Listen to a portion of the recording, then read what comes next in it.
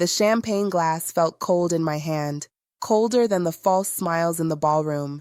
I had poured my life savings, my entire future, into my son's dream. And as he stood on that stage, under the spotlight, I didn't exist. This isn't just a story about money or betrayal. It's about a woman who spent 75 years being useful, only to be told she was invisible. And it's about the moment she decided to remind everyone just how much space she really occupied. My name is Clara, and I am a retired nurse. For 40 years, I was the one who held hands in the dark, who knew the sound of a failing heart, who saw life come and go with the steady beep of a machine.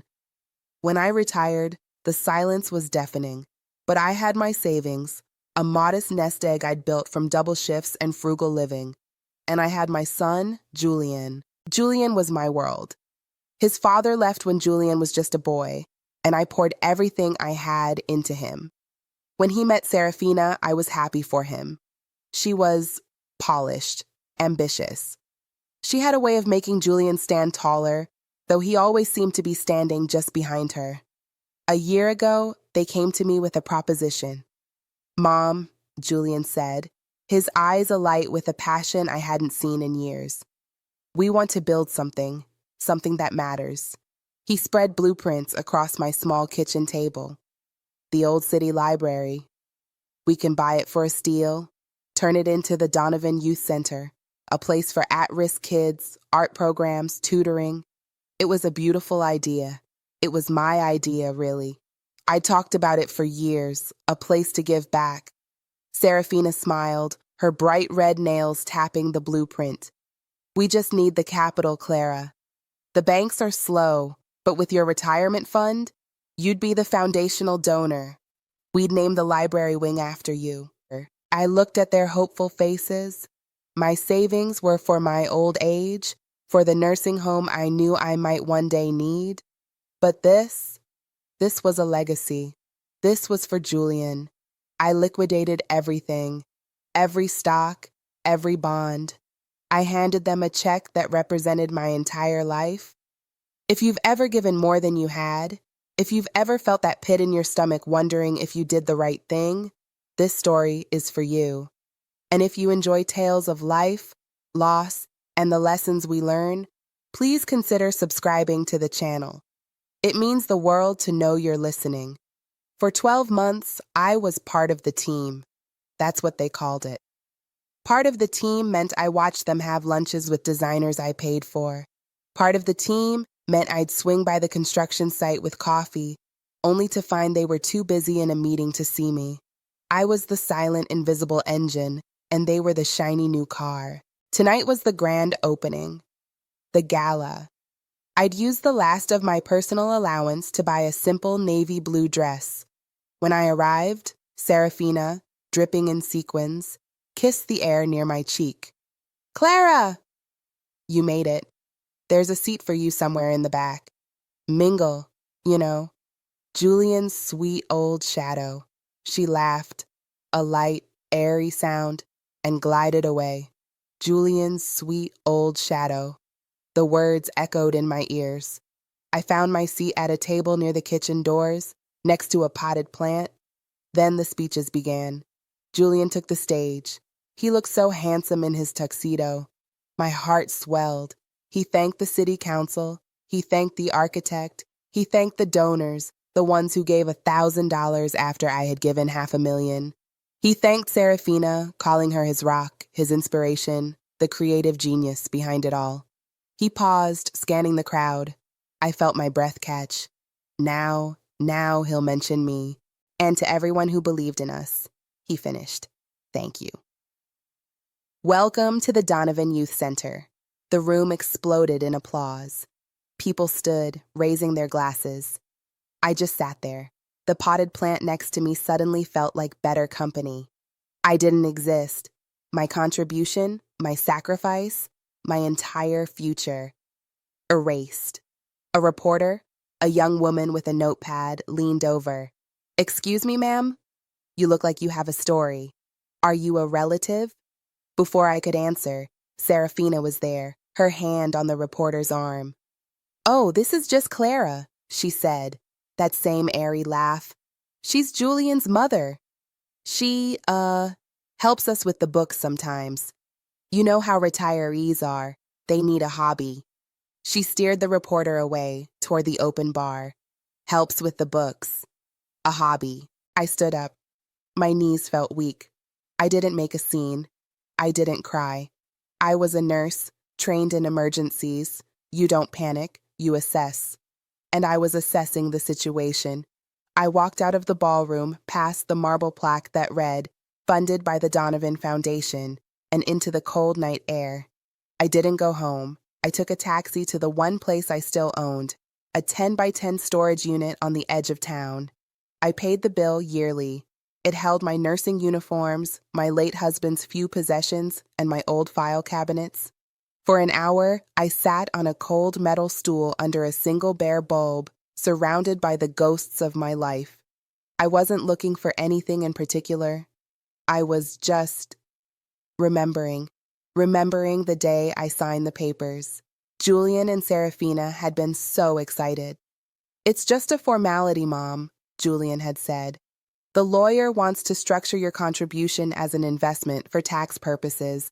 It'll create an LLC. You'll be the primary investor. We'll be the managing partners." I didn't just give them the money. I invested it. My hands, papery and thin, fumbled with the lock on the file cabinet. I pulled open the drawer marked D. And there it was, the Donovan Youth Project LLC file. It wasn't a donation agreement. It was a partnership contract. I sat there reading the fine print I'd barely glanced at a year ago. I wasn't just an investor. I was the 51% majority shareholder. Julian and Serafina weren't just my ungrateful children. They were my employees, and they had just spent my money on a party that erased me. A cold, quiet anger, the kind I hadn't felt in 40 years, settled over me. A hobby, Julian's sweet old shadow. I closed the file, took a deep breath, and called a taxi. When I got home, I didn't go to bed. I went to my laptop and began to type. I wasn't just a nurse. I was the woman who ran the hospital's administrative budget for 10 years. And I remembered exactly where I put the books. The next morning, I didn't call Julian. I called my lawyer. "Arthur," I said, my voice steady. "It's Clara Donovan. I need to call an emergency meeting of the board for the Donovan Youth Project, LLC. Yes, as the majority shareholder." The silence on the other end was profound. "Clara," Arthur said finally, I thought that was just a formality. Julian told me you'd gifted your shares to him." "Did he provide a signed transfer of ownership?" I asked. "Well, no." "Then I'll see you at 10 a.m. I hung up and made myself a cup of tea. For the first time in a year, my hands weren't shaking. The fallout was quiet. At first, Julian and Serafina didn't even know what happened. I didn't go to the office. I didn't need to. I had Arthur, my lawyer, who suddenly remembered what fiduciary duty meant. He initiated an immediate audit, and what he found was staggering. "Clara," he said, his voice grim over the phone 2 days later, "this is bad." They weren't just building a youth center, they were building a lifestyle. The Donovan Foundation was a shell. My $500,000 was the only money in it. They'd secured a line of credit against my capital to lease a luxury car, a company vehicle. Serafina's design consultations were spa weekends in Arizona.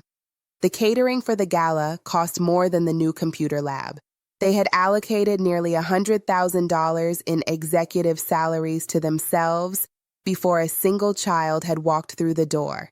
They weren't just ungrateful. They were thieves. They had stolen my life, my future, and wrapped it in a bow of charity. I kept thinking about Serafina's words. Sweet old shadow.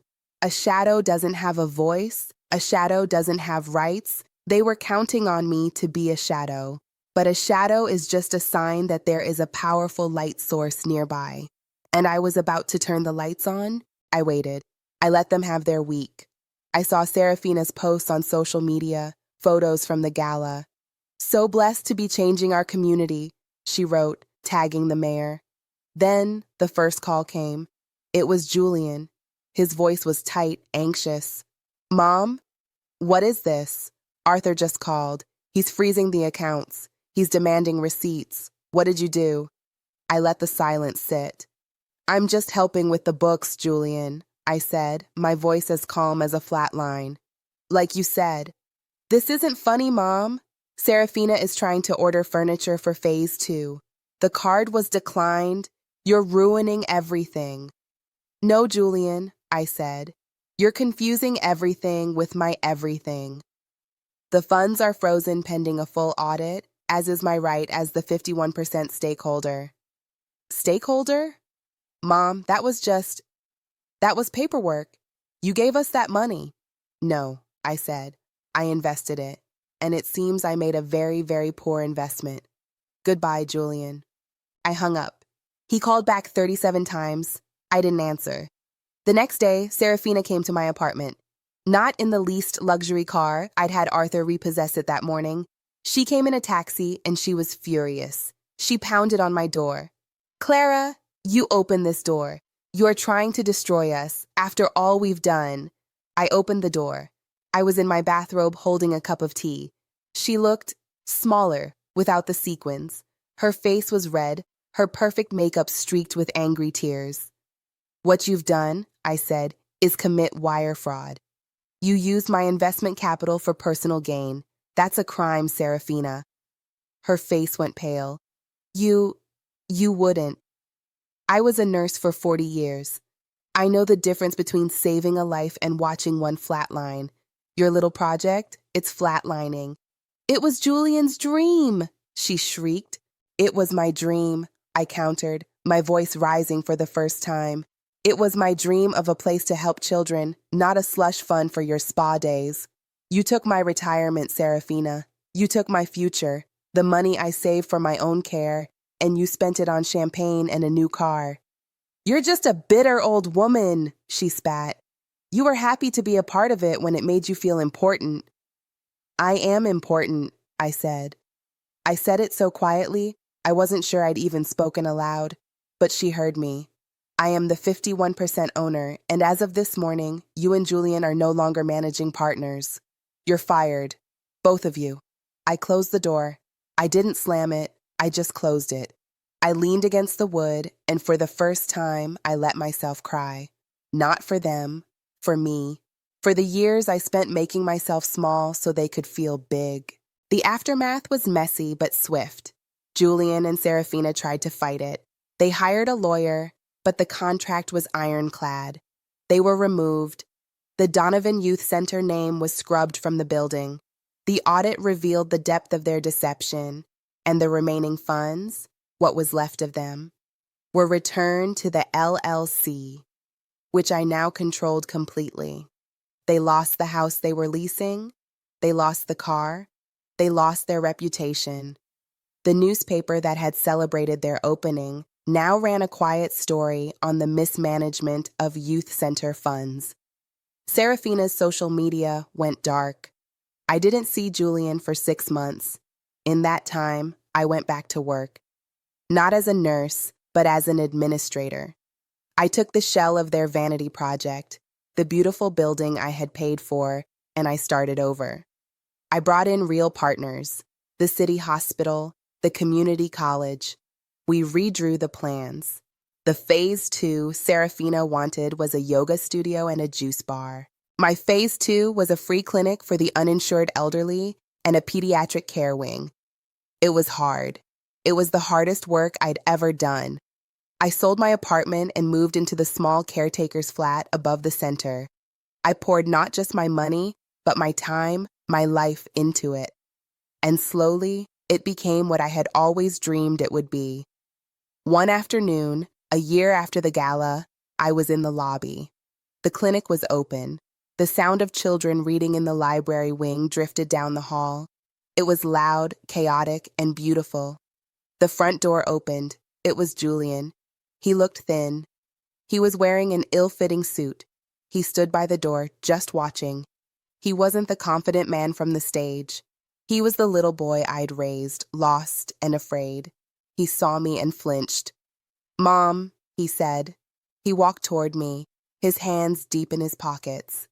It's, it's amazing, he whispered, looking around. This is what you, this is what you always talked about. Yes, I said. He looked at me, his eyes full of a pain I recognized. I lost everything. Serafina. She left. She's in California. I'm working in sales. I live in a studio apartment. I see, I said. I didn't feel triumph. I didn't feel pity. I just felt quiet. I came to say, I'm sorry, he said, the words catching in his throat. I didn't see you, Mom. I didn't see you. She made it seem like you were in the way, and I let her. I wanted the life so badly, I forgot the person who gave it to me. I looked at my son, my shadow. I know, I said. Can you ever forgive me? He asked. I thought for a long moment. I looked at the plaque by the door. It didn't have my name on it. It just said, the city clinic. All are welcome. Forgiveness isn't a gift I can just give you, Julian, I said softly. It's something you earn. And I'm too busy to watch you try. He nodded, a tear rolling down his cheek. He knew. You're not a shadow, Mom, he whispered. No, I said, turning back to my desk. I'm not. He stood there for another minute, then turned and walked out the door. I didn't watch him go. I had work to do. I picked up my pen, and as the afternoon sun streamed through the window, I signed the paperwork for a new X-ray machine. My hand was steady. My purpose was clear. I was not a shadow. I was the foundation.